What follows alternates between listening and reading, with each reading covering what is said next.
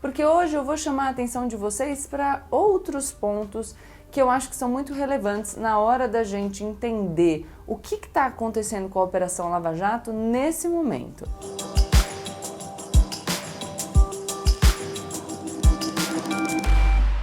Olá pessoal, como eu sempre digo, a partir de agora, menos emoção e mais razão. Aproveita, já deixa o seu like, se inscreve no canal e compartilha esse vídeo com seus amigos. Hoje a gente vai falar de Lava Jato e eu vou abrir esse meu vídeo já contando para vocês. Algumas pessoas me acompanham há mais tempo, outras vão chegando com o decorrer dos dias, então acho importante dizer que eu venho da advocacia criminal e que eu já fiz diversas críticas à Operação Lava Jato. Falei sobre a forma como a Operação Lava Jato usou as prisões preventivas, da forma como usou incorretamente as conduções coercitivas, de como foram conduzidas as delações premiadas, da forma com que foram tratados os acordos de leniência. Falei um pouco sobre a concentração dos processos, todos sob a liderança ali do ex-ministro, ex-juiz Sérgio Moro no Paraná, apesar de muitos dos processos dizerem respeito a fatos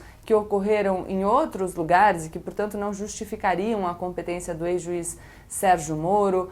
Falei um pouco da politização do Poder Judiciário, já falei sobre a espetacularização do processo penal, que tem muito a ver com essa questão da politização do Poder Judiciário, enfim, já fiz críticas e mais críticas e já fui muito criticada por fazê-las também. Num dos debates que eu fiz na CNN, no segundo debate, a gente falou de Operação Lava Jato e naquele momento eu foquei especialmente em falar dos acordos de leniência, fazendo críticas.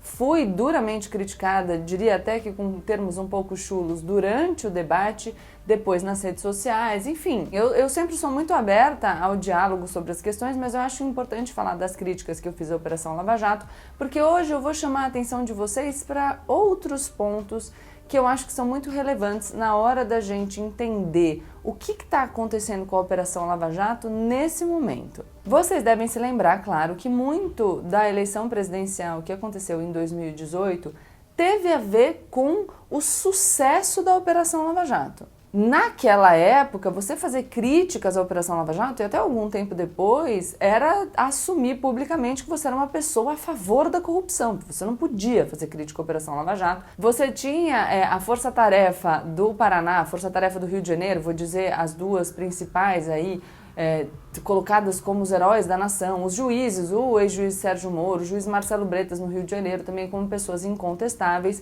e foi a Operação Lava Jato que, ao condenar o ex-presidente Lula em segunda instância, inviabilizou a candidatura dele, fazendo com que a decisão da eleição presidencial ficasse no segundo turno entre o Bolsonaro e o Haddad, e o Bolsonaro, ele pegou muito da rabeira da Operação Lava Jato, tanto na definição de quem disputaria a eleição com ele, quanto em fazer essa defesa entusiasmada do combate à corrupção, até chegar num ponto de convidar o ex-juiz Sérgio Moro para ser o ministro dele. Essa é a relevância da Operação Lava Jato no nosso cenário político. Tem outras questões que importam, mas eu vou falar aqui do principal, senão o vídeo vai ficar gigantesco. Claro, eu não tô me esquecendo do impeachment da ex-presidente Dilma, de jeito nenhum. Eu só tô dizendo que eu tô pegando algumas coisas para que a gente possa ter um vídeo de um tamanho razoável. Mas tá, já entendemos que a Operação Lava Jato é muito importante e que o bolsonarismo bebeu muito da água do lavajatismo. Aí, com o Bolsonaro já presidente da República, um primeiro movimento que gerou alguma desconfiança foi a própria nomeação do Augusto Aras, porque desde que ele foi nomeado, e ele foi nomeado fora da lista tríplice, que é formada dentro do Ministério Público Federal, o povo já começou a soltar um epa! A desconfiança era de que o Augusto Aras estava sendo nomeado para servir os interesses da família Bolsonaro e um pouco na contramão daquilo que queria o ex-ministro Sérgio Moro. É claro que a gente precisa pensar que o ex-ministro Sérgio Moro, quando aceita o convite do Bolsonaro, e durante o tempo que ele permaneceu no governo Jair Bolsonaro, mesmo diante das tentativas do Bolsonaro de interferir na Polícia Federal, porque, enfim, quando ele sai do governo ele fala sobre isso, mas não foi a primeira vez que o Jair Bolsonaro explicitou a vontade dele de interferir na Polícia Federal. Então, o ex-ministro Sérgio Moro, e ex-juiz também, faz algumas concessões. Mas, enfim, quando o Augusto Aras foi nomeado fora da lista tríplice, já surgiu aí um desconforto de parcela do Ministério Público Federal e de parcela desse público lavajatista que tinha se unido ao bolsonarismo na eleição de 2018. E vocês já devem ter acompanhado nos últimos dias que essa briga está se tornando cada vez mais intensa e cada vez mais explícita. Então a gente tem se deparado com muitas notícias falando que o Procurador-Geral da República, Augusto Aras, e tanto a Força Tarefa do Paraná e mais recentemente a gente teve notícia da Força Tarefa do Rio de Janeiro, estão em pé de guerra. O Procurador-Geral da República tem dito reiteradas vezes que a Força Tarefa da Lava Jato no Paraná e outros grupos que atuaram na Operação Lava Jato não compartilham os dados aos quais eles tiveram acesso. E a Procuradoria-Geral da República está tentando ter acesso a esses dados. Então a gente ouviu aí uma diferença de terabytes, o Procurador-Geral da República dizendo, vou dar uma olhada aqui na cola, o Ministério Público Federal em todo o Brasil tem 40 terabytes para funcionamento do seu sistema. E a Força Tarefa de Curitiba dispõe de 350 terabytes somente para si. É claro que isso precisa ser demonstrado, né? Enfim, eventualmente as pessoas podem se justificar, mas uma diferença desse tamanho gera alguma curiosidade em todas as pessoas. Depois, o Procurador-Geral da República diz também que nesse conjunto de dados estariam informações de 38 mil pessoas. Então, o Procurador-Geral da República está querendo ter acesso a isso, o que também nos faz pensar, né? Enfim, o pessoal de Curitiba teve acesso ao dado de tanta gente e agora o Procurador-Geral da República está querendo olhar também? Enfim. Mas aí a Procuradoria-Geral da República faz um pedido para o Supremo Tribunal Federal, o ministro Dias Toffoli garante o acesso da PGR, e aí você já tem a oposição tanto da Força Tarefa de Curitiba quanto da do Rio de Janeiro, dizendo que, enfim, não tem nada a ver com a de Curitiba e todo mundo querendo preservar ali o sigilo das informações às quais esses procuradores tiveram acesso. Então a gente está vendo aí vários capítulos dessa briga das forças-tarefas da Lava Jato com a Procuradoria-Geral da República. E o que eu quero que vocês prestem atenção nesse cenário é na estranha união de forças que vem se explicitando. Vou explicar. Parte dessas informações sobre os dados aos quais teve acesso a Força Tarefa de Curitiba foram falas feitas pelo Procurador-Geral da República numa live que ele participou com um grupo de advogados que é um grupo de advogados particularmente crítico à Operação Lava Jato. Então, viram aí uma aliança? E aí o curioso nesse momento é que a gente sabe que o PT, o Partido dos Trabalhadores, tem feito já há muito tempo duras críticas em relação à Operação Lava Jato. E vejam, aqui eu não estou dizendo que o PT está sempre certo, que o PT é o maior partido do Brasil, que eu sou PT desde criancinha, que a gente tem que fazer um altar para o PT, nada disso. O que eu estou dizendo só é que o Partido dos Trabalhadores, por razões óbvias, inclusive, a gente aqui acabou de falar que o Lula não pôde participar da eleição em decorrência das ações que são da Operação Lava Jato, que são uma consequência da Operação Lava Jato, mas o PT já vem fazendo críticas à forma como a operação foi conduzida, e aqui eu vou lembrar de um outro ponto que eu não citei no começo do vídeo, a questão da Vaza Jato, que é aquele vazamento de mensagens feito pelo Intercept, que mostrava uma relação promíscua, indevida entre o juiz Sérgio Moro e os procuradores, mas enfim, o PT já vem fazendo essas críticas, e não só ele, há muito tempo. Esses advogados criminalistas também já vêm fazendo essas críticas há muito tempo, eu já venho fazendo críticas há muito tempo, então muita gente já vem fazendo crítica há muito tempo. Só que, nesse momento particular, uma galera que antes não fazia crítica e dizia que todas essas críticas estavam erradas e que quem fazia crítica à Operação Lava Jato necessariamente era uma pessoa que defendia a corrupção, agora também está criticando a Operação Lava Jato. Quem é esse pessoal? Sim, eles mesmos, os bolsonaristas.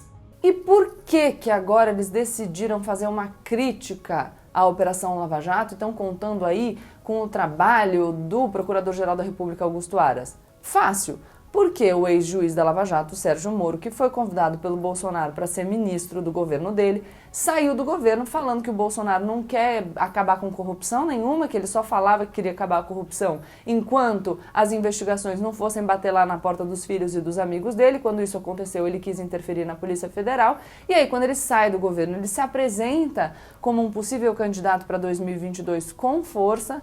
A gente viu recentemente uma pesquisa que foi muito comentada do Instituto Paraná Pesquisas, que faz simulações de resultados para 2022 e coloca o Bolsonaro como o candidato mais forte em todos os cenários, mas no cenário sem o Lula, o Moro fica em segundo lugar. E aí o que aconteceu? O bolsonarismo passou a ser inimigo de Sérgio Moro.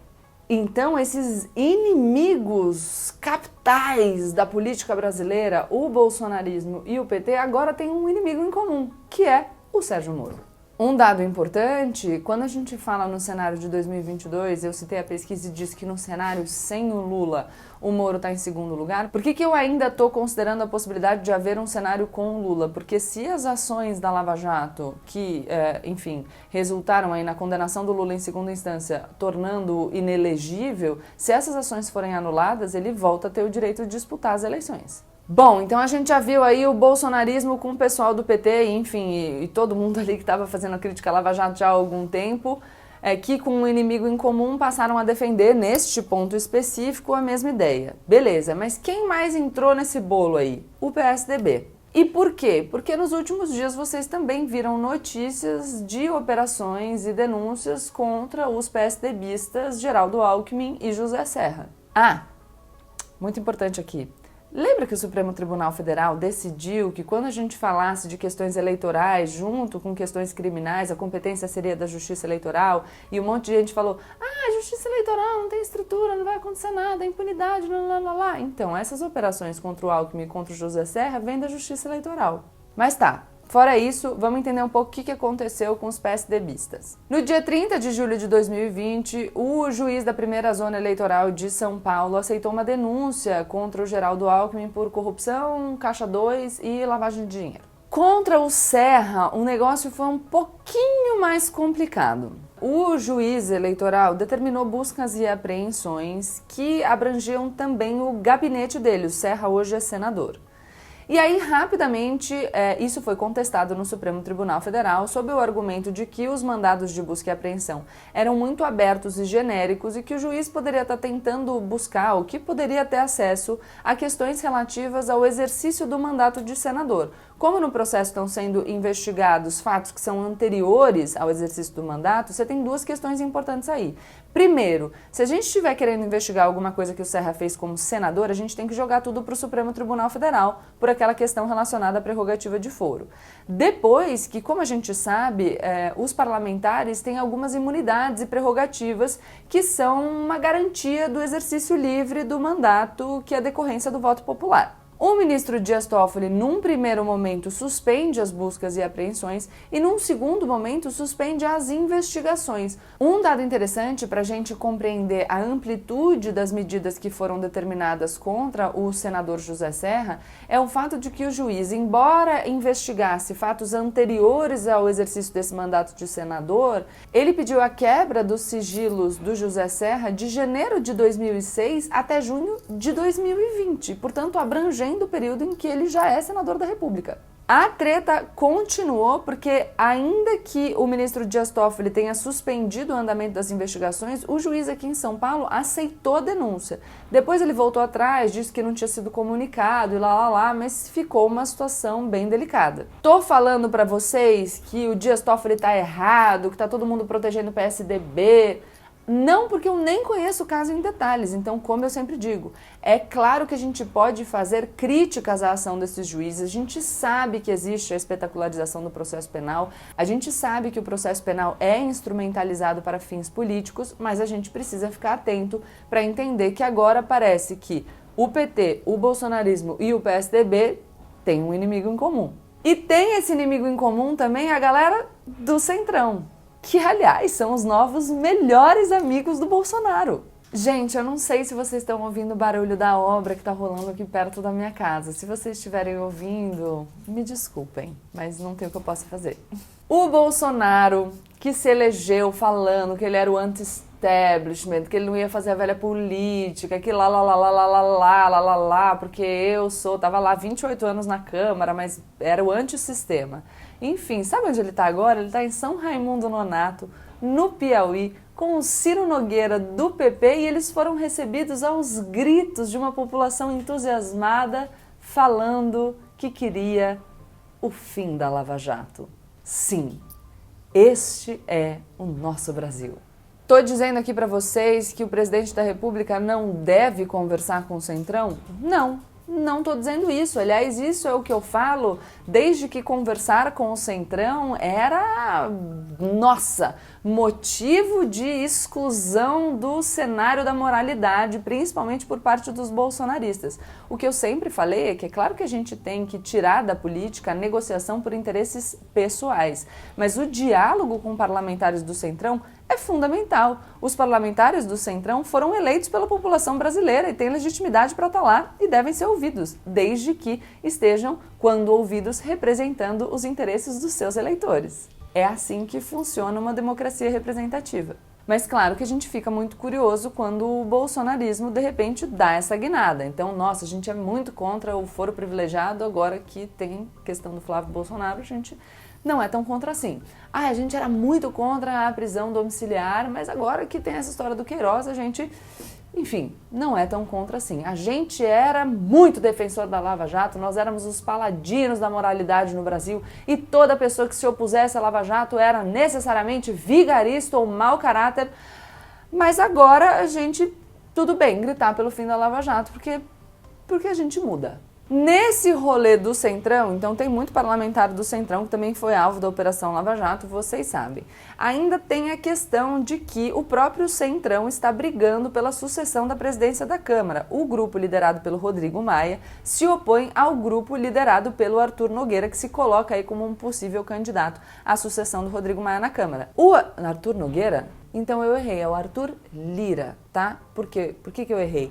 O Arthur Lira é do PP, o mesmo partido do Ciro Nogueira que está no Piauí com o Bolsonaro. Já deu para entender quem está nesse rolê. Do outro lado está Rodrigo Maia representando DEM e MDB, que por sua vez já abandonaram o antigo bloco do Centrão liderado pelo Arthur Lira, tá? Então a gente tem que Arthur Lira e Rodrigo Maia querendo fazer um sucessor que não seja o Arthur Lira. O Bolsonaro, por enquanto, está nesse grupo aqui do Arthur Lira. O Rodrigo Maia precisa mostrar o seu valor. O que aconteceu nessa semana de briga do PGR contra as forças-tarefas da Lava Jato? O presidente do Supremo Tribunal, o ministro Dias Toffoli, falou de uma lei que impunha uma quarentena para que juízes não pudessem se candidatar a cargos eletivos.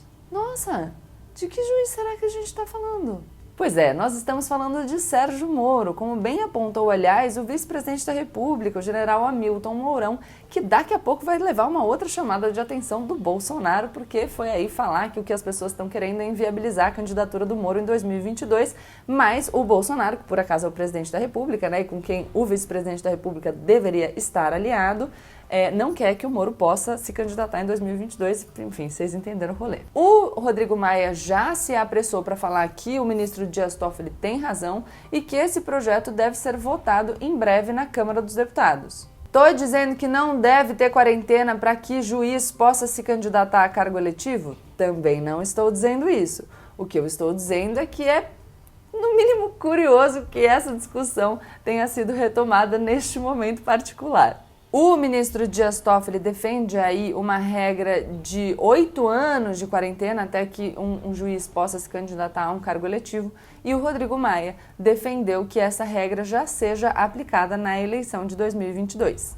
Importante dizer que eu não só não discordo dessa imposição de quarentena para juízes, como eu acho que essa quarentena deveria ser ampliada. Deve ser ampliada para atingir também as nomeações políticas. Então, a gente tem que ter uma quarentena também para que essas pessoas possam ser nomeadas para a Advocacia Geral da União, para ministro do STF ou mesmo para ministro de Estado.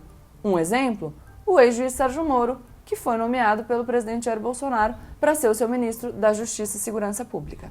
E por que a gente fala da relevância dessas nomeações políticas? Porque vamos pensar aqui, quando a gente fala do novo inimigo de infância do bolsonarismo, a gente fala do Sérgio Moro, que era juiz e foi nomeado pelo presidente Jair Bolsonaro para ser ministro da Justiça.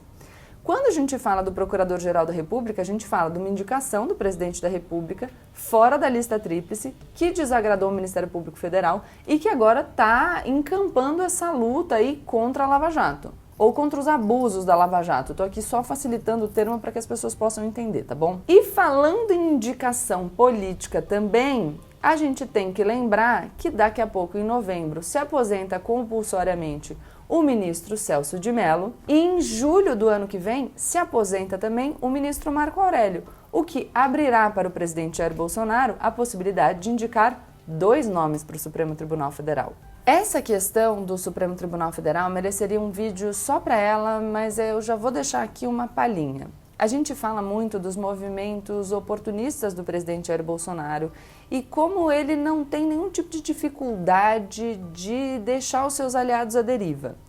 Então, pensando que ele vai ter a possibilidade de ter no Supremo Tribunal Federal 2 bolsonaristas, 2 ministros indicados por ele, que isso pode mudar significativamente a configuração da corte, até porque alguns outros ministros podem mudar o seu posicionamento a partir da reação da opinião pública, isso me faz pensar que os movimentos atuais do presidente Jair Bolsonaro, que foi constrangido pelas investigações do Supremo Tribunal Federal, podem ser só um movimento para ganhar tempo, porque mudando o cenário, principalmente depois da substituição do nome do ministro Marco Aurélio em julho de 2021, ele ainda tem um período até a eleição de 2022 e a gente pode observar de novo uma mudança significativa de tom. Vamos ficar de olho. Então o Centrão, que tem sido muito bom em manipular aí essas questões da política, precisa prestar bastante atenção na habilidade do Bolsonaro de manipulação. E já que a gente está falando de instrumentalização de determinadas pessoas ou grupos a favor do interesse de outra pessoa que está ali, enfim, manipulando os indivíduos ou os grupos, eu gostaria de chamar a atenção de vocês. Para quê? Para tomar cuidado para que as nossas críticas, que são legítimas à Operação Lava Jato, não sejam instrumentalizadas para a defesa de interesses que não são os nossos. Estou falando necessariamente que você está sendo instrumentalizado para defender interesses que não são os seus? Claro que não, até porque eu não sei quais são os interesses de todo mundo. Eu só estou falando para a gente observar tudo que está acontecendo, para ficar atento. E principalmente para que vocês fiquem atentos para não se colocar em risco em nome da defesa de políticos que não fariam o mesmo por você. Muita gente aí se passando nas redes sociais e correndo risco de ser responsabilizado civil e criminalmente, enquanto os políticos que são defendidos por essas pessoas que estão extrapolando, que estão rompendo relações, enfim, se a gente não quiser falar de responsabilização civil e criminal, mas esse pessoal que vocês estão defendendo estão lá conversando. Então, cuidado com o que é realidade e com o que é teatro. Cuidado com essa galera que está falando que é o paladino do combate à corrupção, mas na hora que aperta o calo, briga contra o cara que ele falou que era o herói do combate à corrupção. Só presta atenção, porque enquanto você aí vai ter que contratar um advogado pagando caro para ser defendido num processo, ou porque você cometeu um crime contra a honra, ou porque ameaçou alguém, enfim, eu posso pensar nas mais diversas consequências, o Weintraub está lá assumindo a diretoria do Banco Mundial. Você não é o Weintraub, entendeu? O advogado-geral da União não vai te defender. Então presta atenção. Vamos pensar sempre se o seu aliado de ocasião não pode ser perigoso para os seus objetivos de longo prazo. E vamos pensar também que não necessariamente a pessoa que se mostra alinhada com você nesse momento vai permanecer leal quando o contexto mudar. Bom, é isso, queria dar para vocês um pouquinho mais de elementos para que a gente possa interpretar o que está acontecendo no Brasil agora. Espero que vocês tenham gostado e entendido. Se vocês gostaram, deixem o like de vocês, se inscrevam no canal e compartilhem esse vídeo com seus amigos, tá bom? Beijo!